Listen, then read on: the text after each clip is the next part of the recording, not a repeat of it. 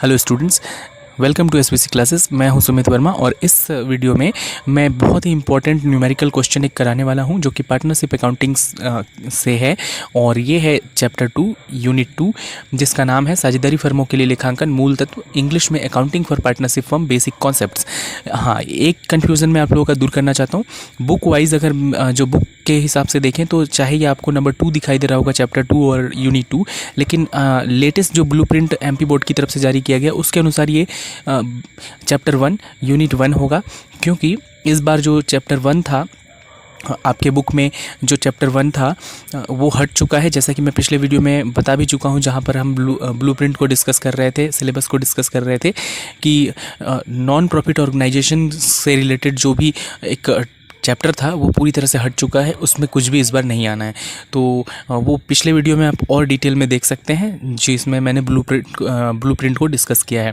तो इस वीडियो में हम लोग सीधे चलते हैं न्यूमेरिकल क्वेश्चन पर और न्यूमेरिकल क्वेश्चन नंबर 1 को सॉल्व करते हैं, जो कि बहुत ही इंपॉर्टेंट है बोर्ड एग्जाम्स की दृष्टि से, क्योंकि कई बार ये एग्जाम्स में पूछा जा चुका है। तो आइए सीधे चलते हैं इस चैप्टर के न्यूमेरिकल क्वेश्चन की तरफ और क्वेश्चन नंबर 1 को सॉल्व करते हैं। तो फ्रेंड्स, जैसा कि आप लोग देख पा रहे होंगे, क्वेश्चन नंबर 1 स्थायी व परिवर्तनशील पूंजी खाते, ये हेडिंग लिखा हुआ है क्रियात्मक प्रश्न न्यूमेरिकल क्वेश्चंस। मैं हिंदी मीडियम की बुक मेरे पास है, लेकिन इसमें क्वेश्चन इंग्लिश और हिंदी दोनों में ही है, तो दिक्कत नहीं आएगी आपको। क्वेश्चन नंबर 1 को मैं फटाफट रीड कर लेता हूँ और उसके बाद हम सीधे इसके चलेंगे सॉल्यूशन पर। 1 अक्टूबर 2017 को राम और कृष्णा ने कपड़े का व्यापार 10,000 रुपये और 8,000 रुपये की पूंजी लगाकर प्रारंभ किया। साझेदारी समझौते के अंतर्गत साझेदारों को पूंजी पर 10% वार्षिक ब्याज प्राप्त करने का अधिकार है और कृष्णा को 300 रुपये प्रति माह वेतन पाने का अधिकार है। फर्म का लाभ साझेदारों के मध्य समान अनुपात में बांटा जाएगा। प्रत्येक साझेदार को 250 रुपये प्रति माह ब्याज सहित आहरण करने का अधिकार है। 31 मार्च 2018 को खाते बंद किए जाते हैं। उस समय लाभ 6,050 रुपये था, जो ब्याज और वेतन देने के पूर्व था। 31 मार्च 2018 को स्थिर पूंजी और परिवर्तनशील पूंजी के आधार पर साझेदारों का पूंजी खाता और लाभ हानि नियोजन खाता बनाइए। तो ये इस क्वेश्चन को हम लोग सॉल्व करेंगे। जानकारी जो दी हुई है उसके अनुसार हमें सारा कुछ बनाने को कहा है इसमें, लेकिन मैं इसमें आपको सबसे पहले सिर्फ एक चीज़ सिखाने वाला हूँ, वो है लाभ हानि नियोजन खाता, जिसको इंग्लिश में कहते हैं profit and loss appropriation account. तो profit and loss appropriation account, जिसको शॉर्ट में P&L एप्रोप्रिएशन अकाउंट भी कहते हैं, ये आपको क्वेश्चन में, इंग्लिश वाले क्वेश्चन में आपको दिखाई भी दे रहा होगा। शॉर्ट में P&L एप्रोप्रिएशन अकाउंट कहते हैं। सबसे पहले इसी अकाउंट को मैं सिखाने वाला हूँ। उसके बाद हम इसके पार्टनर्स कैपिटल अकाउंट को भी बनाएंगे कि पार्टनर्स कैपिटल अकाउंट कैसे बनाया जाता है। तो फ्रेंड्स देखिए, मैं बनाया मेरे पास प्रारूप है ताकि आपका टाइम बच सके। मैं दिखा देता हूं आपको। सबसे पहले आपको ऊपर लिखना होता है profit and loss appropriation account for the year ending as on. यहाँ पर डेट लिखनी होती है, जो भी डेट आपके क्वेश्चन में दी हो, और यदि क्वेश्चन में डेट ना दी हो तब फिर आपको क्या करना होता है, यहाँ पर डैश डैश डाल सकते हैं। लेकिन हमारे क्वेश्चन में डेट दी हुई है। आप अपने बुक को सुविधा के लिए अपने सामने खोल कर रखिए, ताकि मैं जब भी क्वेश्चन का जिक्र करूँ तो आप आसानी से बुक में क्वेश्चन में देख सको कि जो मैं बोल रहा हूँ वो कहाँ पर है या कौन सी चीज़ें दी हैं। तो अगर आप अच्छे से समझना चाहते हैं तो अपना बुक खोल लीजिए और उसके बाद इस वीडियो को देखिए तो ज़्यादा बेहतर रहेगा। तो क्वेश्चन में हमें डेट दिया हुआ है 31 मार्च 2018। तो 31 मार्च मतलब 31 मार्च 2018, ये आपको डेट लिखनी है। एक ही लाइन में आप लिख सकते हैं इसको, स्पेस की वजह से मैंने इसे नीचे लिखा है। रूल नहीं है कि आपको नीचे ही लिखना है। उसके बाद डेबिट और क्रेडिट दो साइड होते हैं, दो पक्ष होते हैं, ये भी आपको पता है, जैसा कि हर अकाउंट में होता है। उसके बाद डेट पार्टिकुलर अमाउंट, इस तरह से दो पक्ष होते हैं। हाँ, एक चीज़ कन्फ्यूज़न अक्सर होता है कि डेट वाली कॉलम होती है या नहीं होती। तो मैं आपको बता दूं कि डेट वाली कॉलम, अगर आप रूल की बात करें, बुक की बात करें, आपके सिविल बुक में भी जहाँ पर प्रोफार्मा समझाया गया है वहाँ पर आपको डेट दिया हुआ है, डेट का कॉलम। लेकिन जो एग्जाम्पल्स के सॉल्यूशन दिए हुए हैं वहाँ पर आपको डेट नहीं दिखाई देगा, कई गाइडों में भी दिखाई नहीं देगा, कई टीचर्स भी डेट नहीं बताते, वो ये सोचकर, क्योंकि डेट क्वेश्चन में नहीं दिया होता तो डेट को नहीं लिखा जाता। लेकिन रूल वाइज बात करें तो आपको डेट का कॉलम होता है इस अकाउंट में, profit and loss appropriation account में, और आपको डेट बनाना चाहिए कॉलम। अगर डेट ना दी हो तो उसे आप खाली छोड़ सकते हैं, या फिर आप बिना डेट के कॉलम भी बना सकते हैं। लेकिन इस मामले में ये कंफ्यूज ना रहे कि क्या डेट का कॉलम होता है या नहीं होता। स्पष्ट शब्दों में कहूँ तो डेट का कॉलम, मेरा मानना है कि डेट का कॉलम बनाना चाहिए। डेट दी हो तो लिखें, ना दी हो तो उसे खाली छोड़ दें। तो आइए हम लोग सॉल्यूशन को शुरू करते हैं। सबसे पहले जब भी आप profit and loss appropriation account बनाएं, जिसका हिंदी में मतलब होता है लाभ हानि नियोजन खाता, तो सबसे पहले आपको क्वेश्चन में देखना होता है कि क्वेश्चन में लाभ दिया है या हानि दी है। और अगर वर्ष के अंत में लाभ दिया हुआ है तो उसे क्रेडिट की ओर एंट्री किया जाता है। ये क्रेडिट पक्ष है, डेट पार्टिकुलर अमाउंट ये क्रेडिट की साइड है। और बहुत ही स्पष्ट शब्दों में मैं कहना चाहता हूँ कि अगर आपने 11वीं में खातों के नियम पढ़े हैं, जैसे व्यक्तिगत खाता, नाम मात्र खाता, ये आपने पढ़ा हुआ था, जिसको नॉमिनल अकाउंट नाम मात्र खाते को बोलते हैं। तो अगर आपने पढ़ा हुआ है तो आपको पता है कि जो भी लाभ होता है या आय होती है उसे क्रेडिट किया जाता है, और जो व्यय और हानि होती है उसे डेबिट किया जाता है। तो वो रूल यहाँ पर भी फॉलो होगा जब भी, क्योंकि profit and loss appropriation account आप अपने दिमाग में बहुत अच्छी तरह से सेट कर लें कि profit and loss appropriation account firm के लिए बनता है, मतलब साझेदारों के लिए नहीं बनता। तो आप जब इस प्रश्न को हल कर रहे होंगे तो अपने आप को उस फर्म के जगह पर रख कर सोचिए, ना कि एक पार्टनर की जगह पर। तो फर्म को जब भी लाभ होगा तो उसे क्रेडिट करेंगे, और जब भी हानि होगी तो उसे डेबिट करेंगे। ये पहला तरीका है इस अकाउंट को सीखने का। सेकेंडरी आप इस तरह से भी समझ सकते हैं कि क्रेडिट की ओर ज़्यादा एंट्री नहीं आती, बस 2 ही एंट्री आती है, या तो लाभ हो या फिर इंटरेस्ट ऑन ड्रॉविंग हो, आहरण पर ब्याज हो। इसके अलावा कोई भी एंट्री इस तरफ नहीं आती। तो सबसे पहले लाभ की एंट्री करेंगे यदि प्रश्न में दी हो। तो जैसा कि मैं आपको प्रश्न दिखा दूं, इस प्रश्न में हमें लाभ दिया हुआ है 6050 रुपये का। तो लाभ की एंट्री हम सबसे पहले कर लेंगे। और लाभ की एंट्री करते समय आप याद रखें कि ये जो लाभ है हमें वर्ष के अंत में दिया हुआ है। वर्ष के अंत में हमें बताया गया था कि लाभ कितने रुपए था। तो हमें लाभ 31 मार्च 2018 का दिया है, तो 2018 मार्च 31 ये डेट डालेंगे, डेट कॉलम में मार्च 31। तो मार्च 31 आपको डेट डालना है। स्पेस मैंने थोड़ा सा कम लिया है डेट का, आप इसको अपने हिसाब से अपनी सुविधा से लीजिए ताकि आप स्पष्ट लिख सकें इसको, डेट के कॉलम को। उसके बाद आपको एंट्री करनी होती है बाई के साथ क्रेडिट में एंट्री किया जाता है, जैसा आपने 11th में सीख लिया होगा। बाई प्रॉफिट या फिर नेट प्रॉफिट लिख सकते हैं आप इसे, बाई नेट प्रॉफिट BD। तो ये आपको लिखना होता है, या आप डायरेक्टली सिर्फ प्रॉफिट BD भी लिख सकते हैं, बाई प्रॉफिट BD भी लिख सकते हैं। तो BD का मतलब होता है ब्रॉथ डाउन, जिसको जानना हो वो याद रख लें, ब्रॉथ डाउन होता है। BD के साथ उस प्रॉफिट को लिखा जाता है जो हमें पहले से क्वेश्चन में दिया हुआ हो। तो पहले से क्वेश्चन में हमें दिया हुआ है 6050 रुपये, तो 6050 रुपये को हमने यहाँ पर लिख दिया।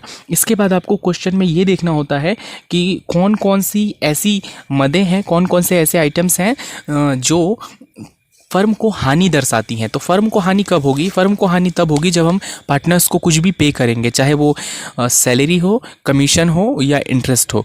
तो सबसे शुरू में पूंजी दी हुई है, लेकिन कंफ्यूज ना हो, पूंजी की एंट्री कभी भी profit and loss appropriation account में नहीं आता। कैपिटल की एंट्री कभी भी आप लाभ हानि नियोजन खाते में profit and loss appropriation account में ना करें।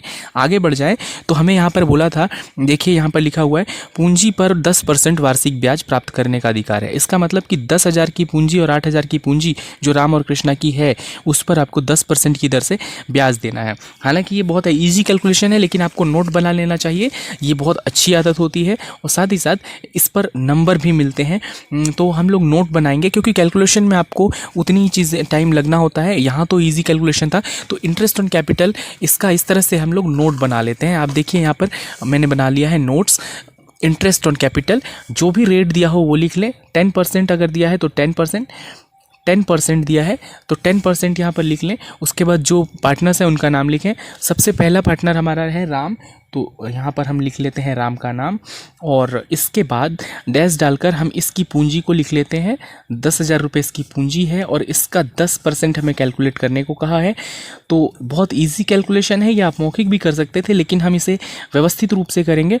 तो 1,000 रुपये हमें पता चल गया कि 1,000 रुपये इसका इंटरेस्ट बनता है। लेकिन सबसे महत्वपूर्ण बात इस प्रश्न में ये थी, देखिए आपको यहाँ पर दिखा दूँ, सबसे महत्वपूर्ण बात जो अक्सर मिस कर जाते हैं बच्चे, वो क्या होता है, 1 अक्टूबर 2017 को इन्होंने बिजनेस स्टार्ट किया है और बिजनेस एंड कब हो रहा है, 31 मार्च 2018 को।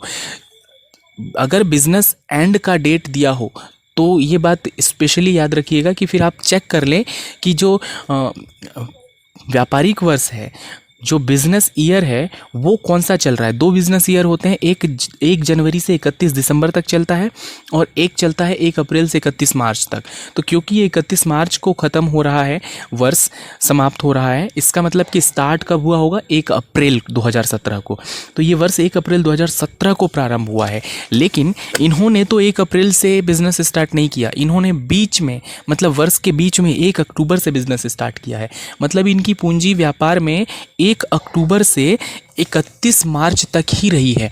तो आपको ध्यान रखना है कि 1 अक्टूबर से 31 मार्च तक का ही आपको ब्याज निकालना है। जितने समय के लिए उन्होंने व्यापार में पूंजी लगाई थी उस वर्ष में, उतने समय का ही ब्याज निकालना होता है, उससे ज़्यादा नहीं। तो अक्टूबर से 31 मार्च तक 6 महीने होते हैं, तो 6 महीने के लिए ही आपको ब्याज निकालना है। ये जो ब्याज हमने 1000 रुपये निकाला है, ये पूरे वर्ष का निकला है। तो हमें 6 महीने का ब्याज निकालने के लिए क्या करना होगा, 6 महीने का ब्याज निकालने के लिए हमें इसमें 6/12 से गुना करना होगा। आप इसको ऐसे भी कैलकुलेट कर सकते थे, मैंने इसे सिखाने के लिए अलग से किया है। आप यहीं पर 6/12 करके भी सॉल्व करते तो भी आपका आंसर आ जाता। जैसे 10,000 गुना 10/100 गुना 6/12, यहाँ पर भी करके आप निकाल सकते थे। तो यहाँ पर हम कर लेते हैं अब 6 कम 6, 6 दूनी 12 और 2 से काट देते हैं, 2 पचे 10 और ये 2 0, तो मतलब 500 रुपये। वैसे भी आप समझ सकते थे कि साल भर का 1000 मतलब आधे साल का 6 महीने का 500 रुपये होगा। तो 500 रुपये जो है वो इंटरेस्ट आ गया राम का। अब ऐसे ही हम निकाल लेते हैं कृष्णा का। तो कृष्णा का देखते हैं कितना होता है। कृष्णा नाम लिख लें इसका और निकालें इसका। तो इसका 8000 तो कैपिटल है और 8000 पर 10% हमें कैलकुलेट करना है। चलिए इसमें मैं आपको डायरेक्ट निकालना सिखा देता हूँ, दोनों चीज़ें आप सीख जाएंगे एक ही क्वेश्चन में। हम डायरेक्टली 6 महीने का निकालते हैं। जैसा कि हम समझ चुके हैं 6 महीने का क्यों निकाल रहे हैं, क्योंकि अक्टूबर से मार्च तक ही उनका कैपिटल इसमें लगा हुआ था। तो 6/12 कर देते हैं। आपको पता है कि 6 दूनी 12 होता है, तो 1/2 होगा। 0 को इधर से कैंसिल कर दो, अब बचा क्या 2 से और काट देते हैं इसको, 2 चौके 8 और 0 मतलब 400। तो 400 रुपये इसका आ गया। इस तरह से नोट बना लेंगे, आपकी चीज़ें आसान हो जाएंगी। अब इसको किस पक्ष में लिखना है, तो आप याद रखें हमेशा जब भी पार्टनर्स को कुछ दिया जाएगा, चाहे वो इंटरेस्ट हो या फिर कमीशन हो या कुछ और चीज़ें हो या प्रॉफिट हो, तो वो डेबिट की साइड में लिखना होगा। तो ये जो हम लोग दे रहे हैं इसे, ये हम लोग डेबिट की साइड में लिखेंगे। कौन से डेट पर दे रहे हैं, तो लास्ट डेट पर ही देंगे, स्टार्टिंग डेट पर नहीं देंगे। 2018 मार्च 31। और क्या दे रहे हैं हम इन्हें, 2 के साथ लिखेंगे, 2 इंटरेस्ट ऑन कैपिटल अकाउंट। इसे आप पूरा भी लिख सकते हैं, जब आपके पास स्पेस प्रॉपर हो तो आप इसे पूरा भी लिख सकते हैं। मैं इसे शॉर्ट में लिखा है, मैंने इंटरेस्ट को INT डॉट लिखा हूँ, इसे इंटरेस्ट पूरा लिख सकते हैं आप, स्पेस आपके पास होना चाहिए, और कैपिटल को भी पूरा लिख सकते हैं। तो मैंने इसे शॉर्ट में लिखा है, कंफ्यूज ना हो। अब सीधे अमाउंट की बात करते हैं। अमाउंट आप यहाँ पर नहीं डालेंगे क्योंकि ये पार्टनर्स हैं, यहाँ पर 2 पार्टनर्स हैं, तो यहाँ अमाउंट ना डालकर आपको इस यहाँ पर भीतर अमाउंट डालना होगा। यहाँ पर आप दोनों व्यक्तियों के नाम लिखोगे। पहला व्यक्ति जो है, पहला जो है वो राम है और दूसरा जो है वो कृष्णा है। तो इनको यहाँ पर भीतर इनका नाम लिख लेते हैं और उसके बाद डैश डालकर इनका जो अमाउंट हमने कैलकुलेट किया था 500 रुपये और 400 रुपये, इसको लिखेंगे और यहाँ पर लाइन बनाएंगे। और लाइन के जस्ट सामने, मतलब ये वाले लाइन के सामने ना, कि यहाँ टोटल लिखेंगे 900 रुपये। उम्मीद है आपको समझ आ रहा होगा। टाइम इसलिए ले रहा हूँ क्योंकि फर्स्ट क्वेश्चन है, इसके बाद जैसे ही हम सेकंड क्वेश्चन को करेंगे तो वहाँ इतना टाइम नहीं लगेगा। तो इसके बाद देख लेते हैं क्वेश्चन में कि और कौन सी चीज़ है जो पार्टनर को दी गई है।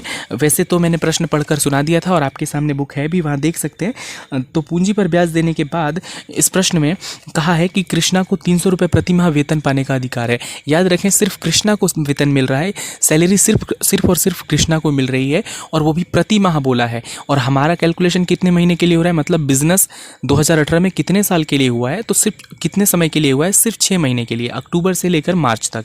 इस बात को आप ना भूलें, नहीं तो आपका सॉल्यूशन जो है वो गलत हो सकता है। तो आप याद रखें कि हमें जो इसमें सैलरी देनी है वो किस हिसाब से देनी है, तो वो देनी है 300 रुपये प्रति माह के हिसाब से। 300 पर मंथ यहाँ पर आपको लिखा हुआ है। तो सैलरी हम लोग दे देंगे कृष्णा को। Krishna was entitled to get salary of, तो सैलरी हम लोग देने वाले हैं वो भी सिर्फ और सिर्फ कृष्णा को। अगर दोनों की होती तो एंट्री अलग तरीके से होता, सिर्फ एक को देना है तो डेट हम लोग वही कैरी करेंगे बार बार, तो मैं उसे बार बार लिख नहीं रहा। सेम डेट को हम लोग इस तरह से लिखेंगे, मार्च का शॉर्ट फॉर्म लिख रहा हूँ 31 टू सैलरीज अकाउंट। तो अब मैंने सैलरीज एक साथ यहीं पर समझा देता हूँ। अगर दोनों को सैलरी दी जाती तो ठीक ऐसे ही हम इन दोनों का नाम अंदर लिखते, उनकी सैलरी लिखते, ऐड करके यहाँ लिखते, क्योंकि एक ही व्यक्ति का है तो ऐड करने का यहाँ लफड़ा है नहीं, ऐड करना नहीं होगा, तो डायरेक्टली उसका सैलरी हम लोग लिख लेते हैं। आपको पता है कि 300 रुपये दे रहा है कृष्णा को और 1 महीने का 300 दे रहा है, मतलब 6 महीने का 1800 हो जाएगा। तो यहाँ नाम लिखिए सबसे पहले कृष्णा, ये किसकी सैलरी है ये आपको मेंशन करना जरूरी है। तो कोष्टक में उस व्यक्ति का नाम लिख दें। अगर दोनों की दी जाती तो इस तरह से एंट्री होती। कृष्णा को दे रहे हैं और कितने रुपए हो जाएंगे, 1800 रुपये, मतलब 1800 रुपये। ठीक है, नेक्स्ट देखते हैं और कौन सी चीज़ें क्वेश्चन में ऐसी बोली हैं जो पार्टनर्स को दिया जा रहा है। तो आपके सामने क्वेश्चन है, देखिए 250 रुपये कहा गया है, लाभ को समान अनुपात में बांटा जाता है, प्रत्येक साझेदार को 250 रुपये प्रति माह ब्याज सहित आहरण करने का अधिकार है। यहाँ बच्चे कंफ्यूज होते हैं, यहाँ लिखा है ब्याज सहित आहरण करने का अधिकार है। पहली चीज़ कि यहाँ लिखा है आहरण करने का अधिकार है, ना कि ये लिखा है कि उस आहरण पर ब्याज कितना देना है। तो आहरण पर कोई ब्याज देने का यहाँ पर जिक्र नहीं है, तो आहरण पर ब्याज मतलब इंटरेस्ट ऑन ड्राइंग की एंट्री ना करें। कई बच्चे इस 250 रुपये के एंट्री को भी इस अकाउंट में कर देते हैं, तो इसको नहीं करना, क्योंकि ये इंटरेस्ट ऑन ड्राइंग नहीं है, ब्याज नहीं है आहरण पर, ये सिर्फ आहरण है, तो इसकी एंट्री नहीं करनी। 31 मार्च 2018 को खाते बंद किए जाते हैं, तो अब और कुछ भी नहीं है, खाते बंद करना है और आपको हिसाब कर लेना है। 2 ही चीज़ें इसमें दी है, तो बहुत आसान था। एंट्री हो चुकी है, अब क्या करना है, आपको बैलेंस निकालना है। और खातों का बैलेंस निकालने का रूल सिंपल सा है, दोनों पक्षों का योग कीजिए, जिस पक्ष का योग कम हो उसे अधिक वाले योग में से घटा दें। तो हमें साफ दिखाई दे रहा है क्रेडिट पक्ष का योग आपको कितना दिखाई दे रहा है, क्रेडिट पक्ष के योग को हम लिख लेते हैं। आप चाहे तो इस योग को बाद में भी लिख सकते हैं, मैं इसे पहले ही लिख रहा हूँ, लिख लेते हैं हम लोग। क्रेडिट का योग 6050 रुपये क्रेडिट का योग होगा, तो क्रेडिट के पक्ष के योग को हम लोग लिख लेते हैं 6050 रुपये। अब इस पक्ष का योग देखिए, इस पक्ष का योग होगा 2700, 1800 और 900 जोड़ोगे 2700, ऐसे कर सकते हो। 9 का टेबल पढ़ लोगे तो 9 तिया 27, इसमें 2 बार 9 है ना, तो 2700 रुपये। तो 6050 में से आपको 2700 रुपये माइनस करना पड़ेगा बैलेंस निकालने के लिए। बैलेंस आपने पहले भी कई बार निकाले होंगे, तो उसे मैं नोट 2 में यहाँ दर्शा दे रहा हूँ कि आपको क्या करना होगा। नोट 2 में तो आप निकाल रहे हैं लाभ हानि की गणना या लाभ हानि का विभाजन, लाभ हानि का विभाजन, और किस अनुपात में विभाजन करना है, तो आपको ये विभाजन समान अनुपात में करना है, मतलब 1:1 में करना है। इस तरह से आपका नोट भी तैयार हो जाएगा और मैं आपको ये चीज़ें समझा भी पाऊंगा। तो प्रॉफिट है कितना, शुद्ध लाभ जिसको कहेंगे, शुद्ध लाभ है कितना, तो शुद्ध लाभ बराबर आपको इस तरह से निकालना है 6050 माइनस 2700 रुपये, ये कर रहे हैं। ठीक है, तो 0 में से 0 गया आपका 0 आ जाएगा, 5 में से 0 जाएगा तो फिर 5 आ जाएगा, और 10 में से 7 जाएगा तो 3 आ जाएगा, और यहाँ पर आपका 5 बचा हुआ है, तो 5 में से 2 जाएगा तो 3 आ जाएगा, तो 3350 रुपये ये आपका शुद्ध लाभ है। इसका आपको करना होगा विभाजन, क्योंकि 2 पार्टनर्स है तो दोनों पार्टनर्स को बराबर बराबर लाभ इसमें से मिलना है, आधा आधा लाभ मिलना है। तो आधा मतलब 1:1, तो इट मीन्स राम का जो लाभ हो जाएगा, राम को जो लाभ मिलेगा, आप नॉर्मली बराबर डालकर या डैश डालकर निकाल सकते हैं। 3050 का 1/2, 1 और 1 को प्लस कर दिया, अगर 3 होते तो 1/3, 4 होते तो 1/4, इस तरह से होता है। इसको सॉल्व कर लेंगे, इसको सॉल्व करेंगे तो 1675 आ जाएगा। कैसे आया, 2 का टेबल पढ़िए, 2 × 1 = 2, फिर यहाँ पर 1 बच जाएगा तो 2 × 6 = 12, 2 × 7 = 14 और 2 × 5 = 10। इस तरह से आप 2 से अलग से भाग भी कर सकते हैं। 1675 रुपये राम को, तो कृष्णा को भी उतना ही मिलेगा, इसे दोबारा से कैलकुलेट करने की ज़रूरत नहीं है, क्योंकि 1/2 ही तो है, सेम नंबर्स हैं, यही संख्या है, 1/2 के साथ गुना होगा तो 1675 ही आएगा, मतलब दोनों को 1675 लाभ मिलना है। लाभ की एंट्री कैसे करनी है वो देख लीजिए। अकाउंट में जिस ओर टोटल कम होता है, इस तरफ तो टोटल ज़्यादा है, ऑलरेडी 6050 है, तो इस तरफ तो एंट्री करनी नहीं है, इस तरफ करनी है, और लास्ट डेट पर ही एंट्री करनी है। तो फिर से आ जाएगा मार्च 31, मार्च 31 और एंट्री क्या होगा, टू प्रॉफिट या नेट प्रॉफिट भी आप लिख सकते हैं। नेट प्रॉफिट ज़्यादा लिखना बेटर होगा, आप इसे नेट प्रॉफिट भी लिख सकते हैं, प्रॉफिट भी लिख सकते हैं। To profit transferred to partners capital account. तो क्या लिखना है यहाँ पर, to profit transfer to partners capital account या to net profit transfer to partners capital account. और उसके बाद उन पार्टनर्स के नाम लिखिए जो इस व्यापार में हैं। तो यहाँ पर दो पार्टनर्स हैं, राम और कृष्णा, तो दोनों के नाम आपको लिख लेना है इस तरह से, और पार्टिकुलर के अंदर लिखना है इसे।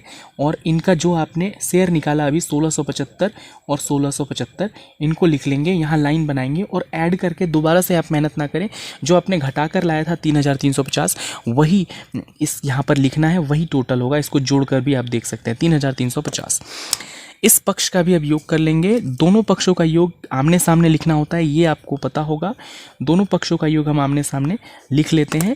अब हो जाएगा, इन तीनों को जोड़ोगे तो आपको पता है 6050 हो जाएगा। आप जोड़ कर देख सकते हैं। और रूल कहता है कि दोनों तरफ का बराबर आना चाहिए। अगर डेबिट और क्रेडिट पक्ष का योग बराबर ना आए, मतलब हमसे कहीं मिस्टेक हो गई है।